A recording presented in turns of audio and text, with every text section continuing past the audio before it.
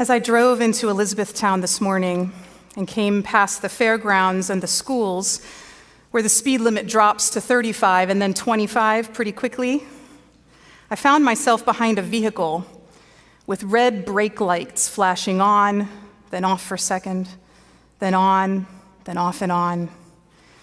It's not unusual to be behind cars in that stretch of road with brake lights illuminated, and I'm actually often appreciative of those cars that make it very clear to me that I too need to slow down.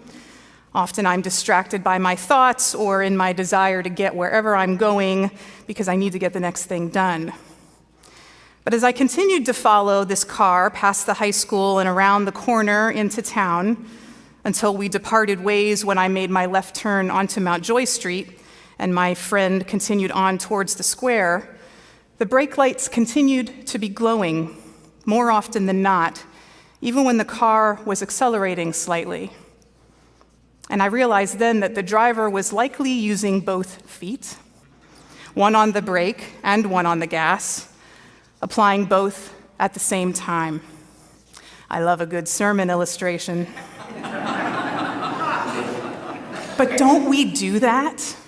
We've been here for the last 2 Sundays, now on week 3, and we've been talking about the Sabbath, this God-ordained commandment to pause, to rest, not just ourselves, but our animals and our family, even the marginalized in society, the widows, the orphans, the stranger from another land, to be able to do the same. Even our fields, a system was instituted that even the land needs to rest. And we don't disagree. We know we need rest. We crave it in the midst of busy lives.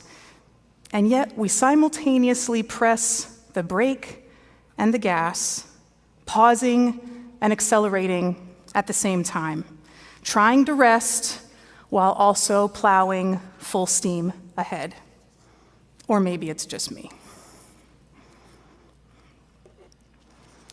Come to me, all you who are struggling hard and carrying heavy loads, and I will give you rest, Jesus says. Put on my yoke and learn from me. I'm gentle and I'm humble, and you will find rest for yourselves. My yoke is easy to bear, and my burden is light. The Gospel of Matthew is structured as 5 discourses or lengthy teachings by Jesus about particular topics, followed by some narrative that relates to or might emphasize important ideas in the discourse. The first discourse is in Matthew 5 through 7, which many of you are familiar with, and that's often referred to as the Sermon on the Mount. According to Matthew, Jesus was, in fact, on a mountain, preaching and teaching to his disciples and gathered crowds. This discourse includes what's known as the Beatitudes. Blessed are the meek, for they will inherit the earth. Blessed are the peacemakers, for they will be called children of God. It also includes other teachings that reframe familiar Torah law for the listeners. For example, you have heard that it was said, you shall love your neighbor and hate your enemy. But I say to you, love your enemies and pray for those who persecute you. After the Sermon on the Mount, the second discourse in Matthew's Gospel consists primarily of chapter 10, and this section is sometimes called the mission discourse or the discipleship discourse. And it focuses on Jesus' instructions to the disciples about what they should keep in mind as they move on into the world, continuing to teach and preach about God's kingdom. So we see some things like, see, I am sending you out like sheep in the midst of wolves, so be wise as serpents and innocent as doves. And whoever welcomes you welcomes me, and whoever welcomes me welcomes the one who sent me. Chapter 11, after this second discourse, is where I'd like to focus. Jesus continues talking to the crowds and compares his ministry to that of John the Baptist. He gives some warnings to some cities he identifies as unrepentant. And then into verse 25, he begins to pray. I praise you, Father, Lord of heaven and earth, because you've hidden these things from the wise and intelligent and have shown them to babies. Indeed, Father, this brings you happiness. My Father has handed all things over to me. No one knows the Son except the Father, and nobody knows the Father except the Son, and anyone to whom the Son wants to reveal him. And then we get to the part where I've been focusing this week. Come to me, all you are struggling hard and carrying heavy loads, and I will give you rest. Put on my yoke and learn from me. I'm gentle and humble, and you will find rest for yourselves. My yoke is easy to bear, and my burden is light. These words of Jesus at the end of Matthew 11 follow that second discourse, giving instruction to disciples, so it might be helpful to think about these words through that lens, the lens of following Jesus. In scholarly terms, this last part is a paranesis, an exhortation, encouraging, perhaps urging someone to do something, advice, counsel.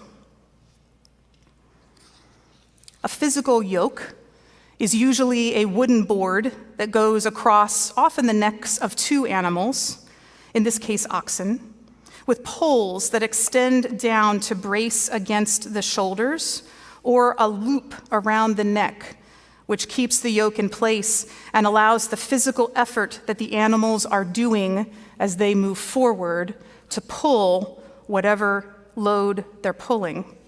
It could be a cart full of produce, or it could be equipment for planting or harvesting in the fields. The concept of the yoke, at first glance, to me at least, appears sort of almost demeaning. But it forces focus for the animals on the task at hand. It forces surrender in a way. It restrains independence, and it limits personal power of the animal so that the work to which it has been assigned can be completed. Of course, Jesus' use of the idea of the yoke is metaphorical. But notice that Jesus' invitation here is exactly that, an invitation. It is not forced. It is not imposed. Come to me, Jesus invites. Take my yoke, if you are willing, if you are ready, if you want. Inviting, offering, assuring. But like the wooden yoke of the oxen, it is all-encompassing and requires focus and dedication to something other than one's own whim. Come to me, all you who are struggling hard and carrying heavy loads, and I will give you rest. Put on my yoke and learn from me. I'm gentle and humble, and you will find rest for yourselves. My yoke is easy to bear, and my burden is light. When I think of easy and light, I think of gently rolling hills of green grass and wildflowers, or the rhythmic ocean gently padding on the shore, or a hot air balloon floating effortlessly, unlike my pronunciation of that word, over the horizon. A perfectly roasted marshmallow, a summer salad with strawberries and a light vinaigrette, a gentle breeze at about 72 degrees. Easy and light, a day with no alarm clock, no responsibilities, just a comfortable chair and a cozy blanket and a good book. Jesus' invitation here in Matthew seems to imply that if we live into Jesus' message, if we share the good news of hope and light and new life, taking this yoke on will be easy and light. Many of you are aware that on Thursday morning, one of our advocacy banners was damaged. The banners were designed and purchased for the fair this coming week, but since the college students were moving in this past week, we decided to set up a display near our main church sign on the corner of Cedar and Mount Joy so students and families could see who we are and feel welcomed as they moved onto the college campus. And it was very effective. We had a lot of slow drive-bys, as people were noticing the signs, both student families and community members. And there were definitely people who were learning about us for the very first time. Unfortunately, while the signs were briefly unattended, it appears that this one was vandalized. Boldly sharing our discerned understanding of Jesus' inclusive love and unconditional welcome is going to cause friction with those who find this good news difficult to understand. Following the way of Jesus is often inconvenient, uncomfortable, and unpopular. It does not feel easy and light. But I think the invitation from Jesus to come to him and take on his yoke is a reminder and really an urging to accept that God is with us. We see this assurance all through the Gospel of Matthew. At the beginning of Matthew, in the very first chapter, Joseph is told by angel that Mary will bear a child and they should name him Emmanuel, which means God is with us. We see it at the very end of Matthew, the very, very end, the last verse of the last chapter, when Jesus gives his final farewell and commissions his disciples to continue to teach this way in the world. He says, "And remember, I am with you always to the end of the age." And we see God with us here in the middle. The reminder and the invitation that God is with us in this work of following Jesus, this work of being God's people, this work of witnessing a countercultural message of humility over power, relationship over system, other over self, and something greater than that which we can control. One of my favorite biblical scholars, Craig Keener, writes, "Jesus' yoke is not lighter because he demands less, but because he bears more of the load with the burdened." Jesus doesn't say, "Come, take my yoke, take the weight of the world, and good luck to you, fare thee well." Jesus says, "Come to me, dwell with me. I know it's heavy. I know there's a lot. But I will give you rest. I have something different to offer. Put on my yoke. It fits differently, and it feels differently than the yoke of your daily life. I'll even help teach you how to carry it. And you will find rest because we're going to do it together. There will be things to do. There is work to be done. But it is a different work. It is a different burden than what you're used to. And I'll carry it with you." I think Jesus' characteristics become visible through us as we carry this holy load, as we shift away from the things that weigh us down, our own personal work, our worries and anxieties, our focus on the things that happen to us, and move into Jesus' yoke, uniting with his Spirit to carry his burden of love and care and humility and peace.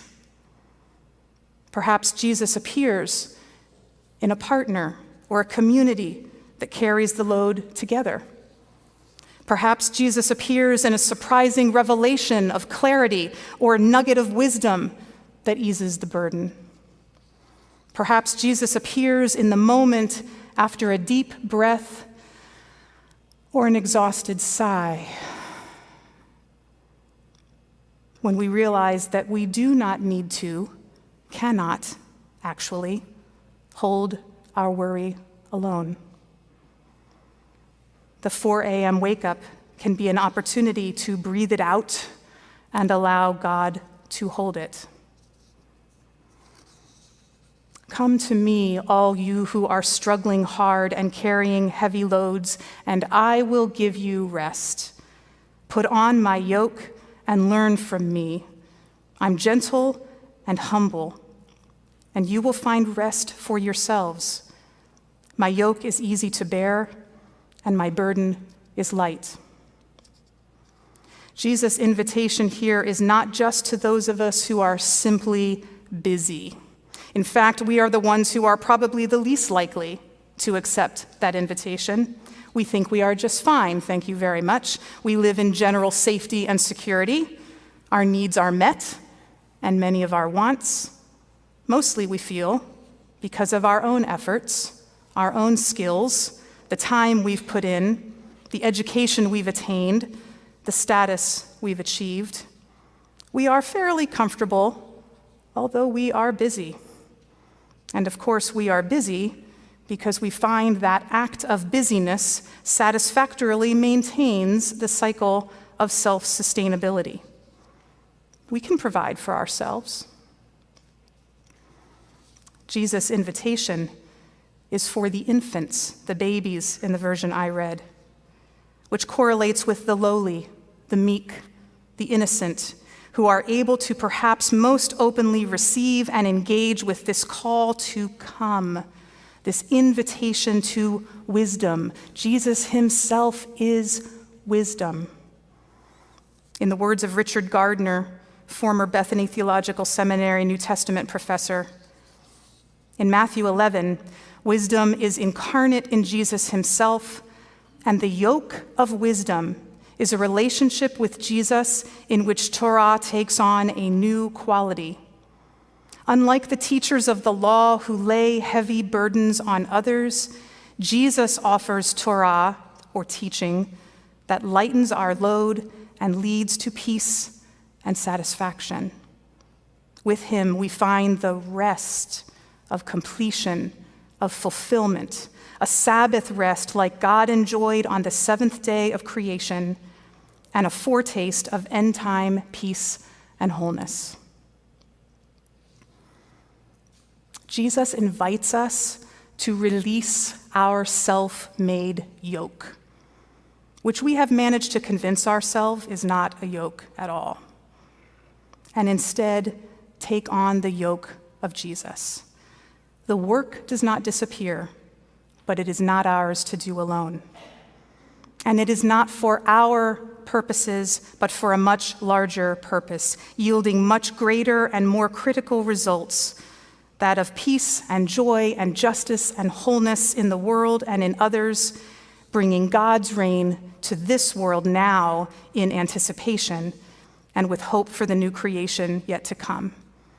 It's a different understanding of a Sabbath, not specifically a vacation from the rigor and routine of life in order to find rest and relaxation, but a Sabbath, a respite, a relief from doing it all ourselves, a Sabbath from focusing on us and our situations and our work and our goals, a Sabbath rest from the weariness of the world's concerns, an opportunity to rest, not to work less, but with renewed focus and sharpened vigor in the sacred and meaningful and powerful work that is bigger than our humanity. From the Message. Are you tired, worn out, burned out on religion? Come to me.